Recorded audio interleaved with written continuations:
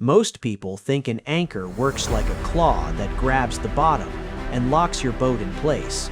Like you drop it, it bites, and now you're parked. But an anchor isn't really a hook. It's a device that only works when the forces around it are doing the right kind of pulling, at the right angle, for long enough. Here's the real secret. An anchor holds best when the pull on it is almost horizontal, not upward. When you drop an anchor, it lands on the seabed and usually lies on its side. It hasn't set yet. Setting happens when your boat drifts back. The rode chain rope tightens, and the anchor gets dragged a short distance so it can dig in. That dragging isn't failure. At the start, dragging is exactly what you want. The goal is for the anchor to bury and align, so its shape can create resistance in the seabed. Now, why do people lose anchors or drag? Because they think weight is the main thing, like heavier anchors safer. In reality, the biggest factor is geometry, the angle of pull. That's where scope comes in. How much rode you let out compared to the depth. More scope means the rode pulls more horizontally.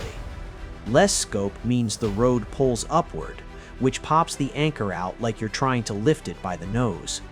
This is why increasing scope is one of the fastest fixes when you suspect dragging. It lowers the pull angle and helps the anchor stay buried. Rachna's write-up explains that more scope lowers the angle of pull and increases holding power, and also discusses why catenary is often misunderstood. A lot of boaters also believe the magic comes from the chain, making a big hanging curve called a catenary, and that this curve absorbs shock and keeps the pull low. That can be true in light conditions, but here's the twist. When wind or current loads up, that curve straightens out. Once the rode straightens, the seabed end can start lifting, the pull angle increases, and suddenly the anchor is working harder than you think. Multiple detailed breakdowns show how catenary reduces as tension rises and why positive pull angles make anchors struggle. So the anchor isn't failing randomly. The physics changed. Another misconception. People think the anchor is holding the boat still. Actually, your boat is always moving, swinging on a radius, while the anchor tries to remain buried. If wind shifts, current reverses, or the boat yaws hard side to side, the direction of pull changes. Some anchors reset well after a shift, some don't. And even great anchors can get shocked out if the load spikes or the pull goes upward for a moment. Tide changes can trick you too. You might anchor at low tide, calculate scope for that depth, and feel safe. But as tide rises, the depth increases, and your effective scope ratio shrinks unless you pay out more rode. Less scope, steeper pull angle, greater chance of dragging. That exact scenario tide swing plus scope miscalculation gets called out as a common cause of dragging problems. And then there's the seabed. Anchors don't grab everything equally. Sand and firm mud can be amazing. Weeds, rock, or very soft soupy mud can turn a perfect-looking set into a slow slide.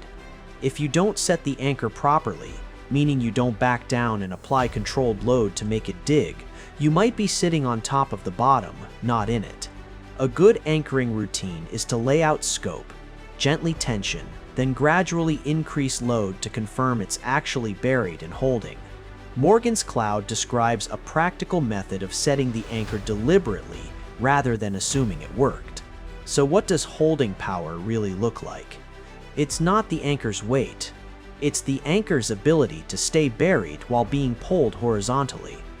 Once buried, it's the seabed's resistance plus the anchor's shape that does the work. Here's a simple mental picture you can say on camera. If your anchor is like a shovel, you want to pull it across the ground so it digs deeper. But if you pull it upward, it pops out. Scope is what decides whether you're pulling like a shovel or yanking like a crane.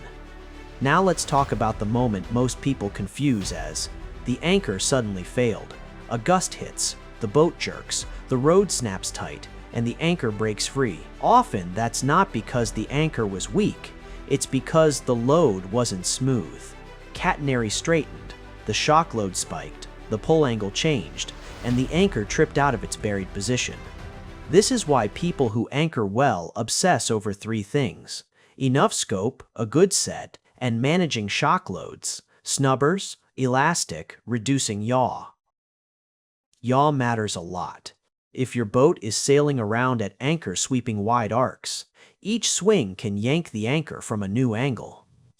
Practical Sailor discusses how yawing can dramatically raise failure rates in testing, even when the anchor size is fine.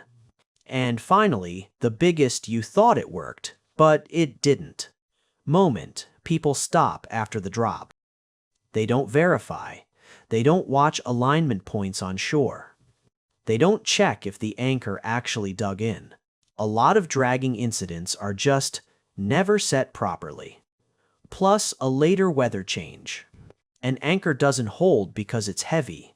It holds because it's buried and being pulled almost sideways.